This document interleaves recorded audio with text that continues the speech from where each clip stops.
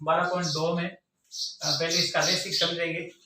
तो वृत्त की जो समान जीवाएं होती है वो केंद्र से समदूरस्थ होती है।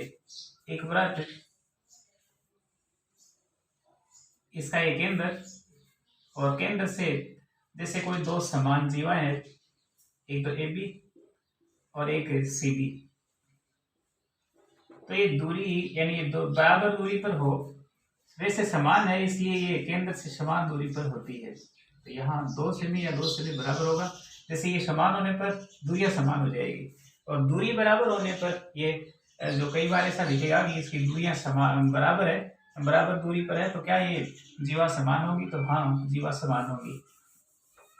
और फिर सर्वांगसम जो वृत्त होती है उनकी जीवाएं संगत केंद्रों से समदूरस्थ होती है और समान होती है। तो वो भी बात सही है, क्योंकि दो सर्वांगसम जो वृत्त होंगे तो उनकी जैसे इस प्रश्नों में आएगा, उनकी कोण निर्मित करती है बराबर। जैसे ये वृत्त है और इनमें एक दूसरा वृत्त है, ये दोनों सर्वांगसम वृत्त है, तो इनमें एक ये जीवा है, ये समान जीवा AB, और एक इसमें भी जीवा है C और D।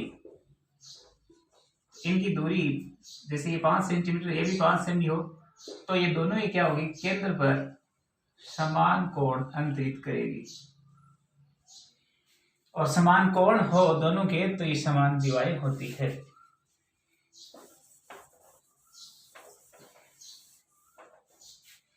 अब इससे संबंधित प्रश्न है, सत्य और असत्य लिखिए। पहला प्रश्न है, तो एक वृत्त की AB और CD क्रम से 3 और 4 सेंटीमीटर माप की जीवाएं हैं, जिनके द्वारा केंद्र पर क्रमशः 70 और 50 डिग्री के कोण निर्मित होते हैं।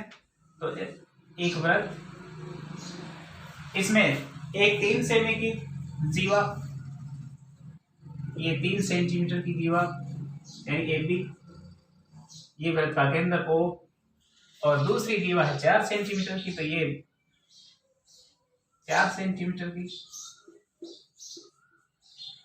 ये CD जीवा। तो 3 सेमी और 4 सेमी की दो जीवाएं हैं और जिनके द्वारा केंद्र पर क्रमशः 70 और 50 डिग्री कोण बनेंगे। क्रमशः का मतलब पहले 3 सेमी वाली है वो यहाँ, जैसे प्रश्न में कहा गया है कि 3 सेमी वाली जो जीवा है वो 70 डिग्री का यहाँ कोण बनाएगी, जबकि ये जो बड़ी जो 4 सेंटीमीटर वाली जीवा है वो 50 डिग्री का कोण बनाएगी।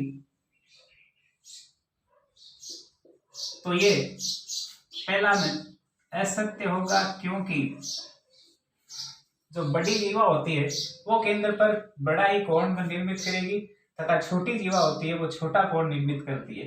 अतः यहाँ पर ये छोटी होने के कारण ये 50 इधर होता तो ये सत्य होता, जबकि ये 70 ऊपर होता, तो इस 4 सेमी के ये बड़ी जीवा है, यहाँ 70 सही होता, अन्यथा ये गलत है। तो पहला में असत्य। दूसरा, एक वृत्त की जीवाएं जिनकी लंबाई, दो जीवाएं हैं उनकी लंबाइयां 10 सेमी और 8 सेमी है और केंद्र से क्रमशः 8 सेमी और 5 सेमी दूरियों पर स्थित है। एक वृत्त बना लेते हैं और उसमें एक 10 सेंटीमीटर की जीवा, 10 सेमी की AB, इसका ये वृत्त का केंद्र है, और एक है 8 सेमी की CD, 8 सेंटीमीटर। तो केंद्र से क्रमशः 8 और 5 सेमी दूर होगी। क्रमशः का मतलब 10 सेमी वाली है वो 8 सेंटीमीटर की दूरी बताई है, जबकि इसकी जो 8 सेमी वाली है उसको 5 सेमी की दूरी बताई है। तो ये भी असत्य है। दूसरा, कारण कि जो बड़ी जीवा होती है वो केंद्र के नजदीक होती है और जो छोटी जीवा होती है वो केंद्र से दूर होती है, जबकि इसमें अपने को उल्टा लिखा है, ये छोटी जीवा है तो वो केंद्र से 5 सेमी दूर नहीं हो सकती, ये बड़ी जीवा है 10 सेंटीमीटर की तो ये 8 सेमी नहीं हो सकती, इसलिए ये असत्य है। तीसरा, एक वृत्त की दो जीवाएं AB और CD में से प्रत्येक केंद्र से 4 सेमी की दूरी पर स्थित है। तो एक ये वृत्त, इनमें AB और CD दोनों ही क्या है, एक ये जीवा है AB, इसकी लंबाई भी 4 सेंटीमीटर है तथा ये दूसरी है CD, इसकी लंबाई भी 4 सेंटीमीटर है। तो ये केंद्र से क्या ये समान दूरी पर स्थित होगी, यानी इनके बीच में जब AB और जो CD है वो क्या ये दोनों बराबर हैं, तो इसमें ये बात सत्य होगी, क्योंकि ये जो जीवाएं हैं वो समान लंबाई की है, इसलिए AB और जो CD है वो समान होगा। O और OD दोनों केंद्रों वाले दो सर्वांग समवृत्त, एक वृत्त तो ये O केंद्र वाला, इसका O है केंद्र, और दूसरा है वृत्त ये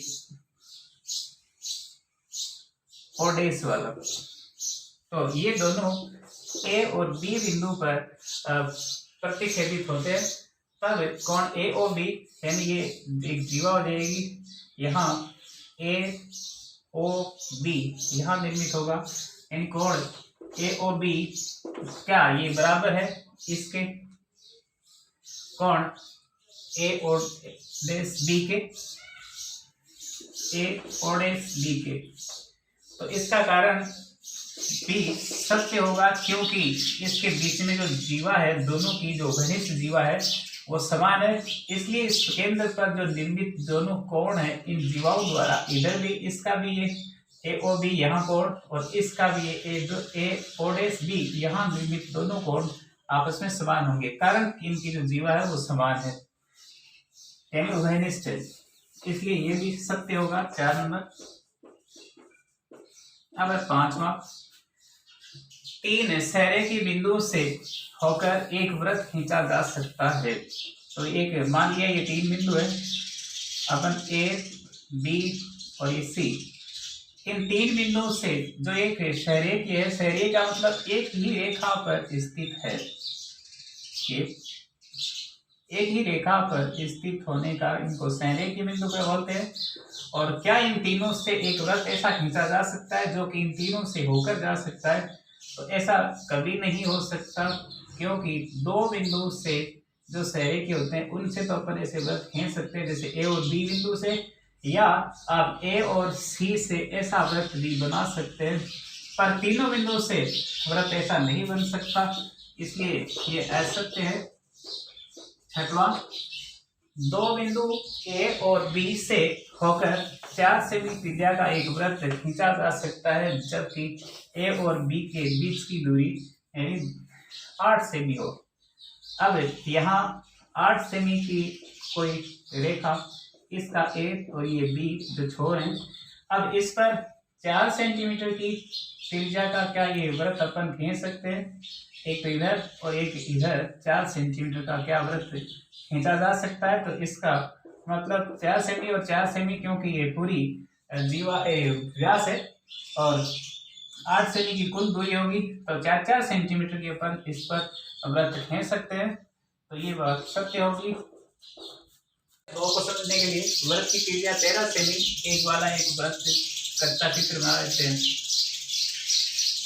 इसकी त्रिज्या 13 सेंटीमीटर यानी वृत्त का केंद्र O है, और इसमें एक दीवा है जिसकी लंबाई है 10 सेंटीमीटर यानी AB दीवा, और इसकी लंबाई 10 सेमी।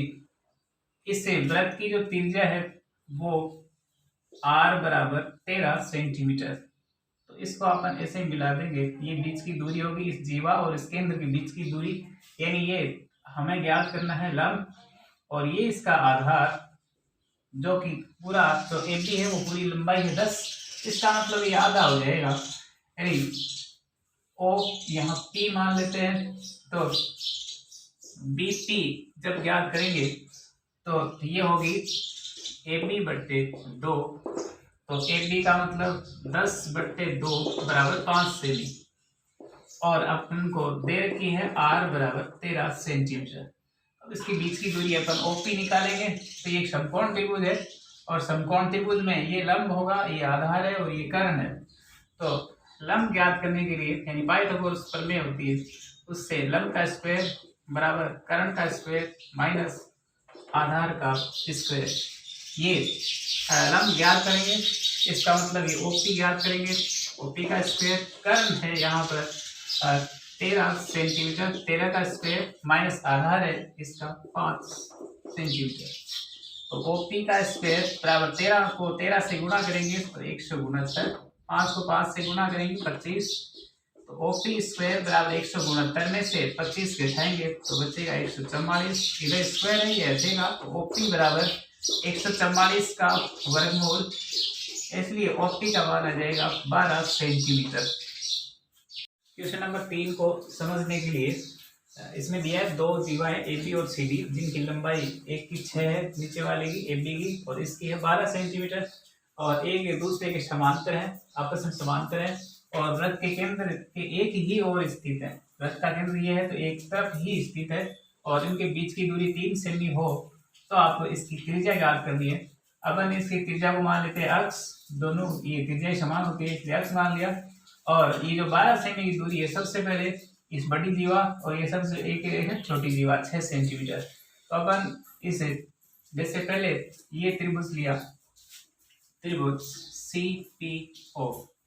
CPO, इस त्रिभुज में जो ये जीवा की लंबाई है यानी CP बराबर हो जाएगी ये CD/2, क्योंकि पूरी जीवा 12 सेंटीमीटर की है तो ये CP का मान हो जाएगा 6 सेंटीमीटर और ये OP अपन ने मान लिया y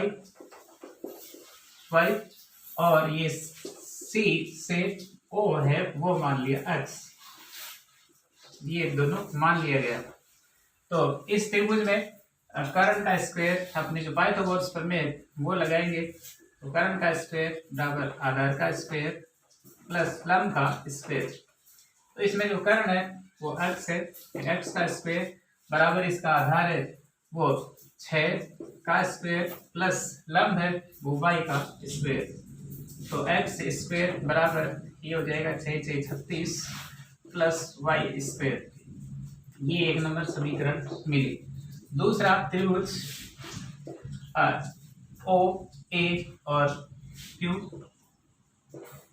इस त्रिभुज में जो ये जीवा है वो 6 सेमी की है यानी AB जो जीवा है वो 6 सेंटीमीटर की है। तो इसका आधा यानी जो अपन को ज्ञात करनी है AQ, तो AQ बराबर AB/2, तो ये 6/2 बराबर 3 सेंटीमीटर की ये AQ और ये जो O से Q है OQ बराबर हो जाएगी OP प्लस ये OP और ये PQ। तो OP का मान है y प्लस इसका मान है 3, तो y प्लस 3 के दो चाहे 3 प्लस y के दो, ये OQ। तो अब इस त्रिभुज में लेते हैं कर्ण, वो कर्ण का स्क्वायर, कर्ण का मतलब AO का स्क्वायर बराबर ये आधार AQ का स्क्वायर प्लस ये लंब है OQ का स्क्वायर।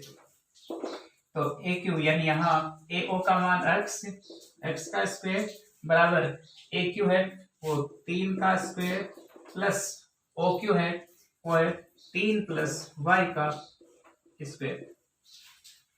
तो x स्क्वायर बराबर ये 3 3 9 प्लस इसको खोलने पर ये 3 प्लस y को 3 प्लस y से, क्योंकि यहाँ होल स्क्वायर है इसलिए गुणा करेंगे तो 3 3 9, ये हो जाएगा 3 को 3 से यानी 3y और 3 को 3 y से गुणा करेंगे 3y, इस y को y से गुणा करेंगे y स्क्वायर, जोड़ लेंगे 9 plus 6y plus y square.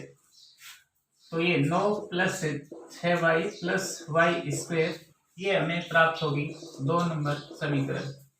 तो समीकरण नंबर 1 और 2 में देखते हैं तो इनका जो पक्ष है ना बायां पक्ष वो समान है, तो इनका मान आपस में बराबर रखने पर 2 से कह सकते हैं कि 36 प्लस y स्क्वायर बराबर ये 9 और 9 दूसरी समीकरण में है 9 plus 9 plus 6y plus y square. तो इधर 36 प्लस y स्क्वायर बराबर 9 9 18 जुड़ जाएगा और प्लस 6y और प्लस y स्क्वायर, इधर y स्क्वायर से y स्क्वायर कैंसिल हो जाएगा। अब अपने पास जो बची राशि है वो है 36 बराबर 18 प्लस 6y। अब y का मान ज्ञात करेंगे, इसलिए 18 इधर लाने पर 36 माइनस 18 बराबर 6y। y बराबर ये 36 में से 18 घटाएंगे तो 18 और 6 का भाग दिया यानी 6 गुणा, इसलिए इसमें भाग लग जाएगा तो y बराबर आ जाएगा 6। अब ये y का मान है वो ऊपर की जो समीकरण है इसमें रखेंगे तो अपने को प्राप्त हो जाएगा। अब y बराबर जो 3 प्राप्त हुआ वो समीकरण नंबर 1 में रखने पर y बराबर 3 को समीकरण 1 में रखा तो x स्क्वायर बराबर 36 प्लस यहाँ y का मान इसमें रखने थे तो ये 3 का स्क्वायर हो जाएगा। x स्क्वायर बराबर 36 प्लस 3 दिया 9 और 36 और 9 को जोड़ते हैं तो आएगा 45 और x स्क्वायर बराबर ये स्क्वायर उठाएगा तो 45 का अंडरूट, तो अंडरूट है 9 और 9 का मतलब 9 पंचो 45, तो इस 9 का तो वर्गमूल होता है 3 और ये जो 5 है वो अंडरूट के नीचे रह जाएगा। अतः x का मान हमें जो त्रिज्या प्राप्त हो जाएगी कितने सेंटीमीटर।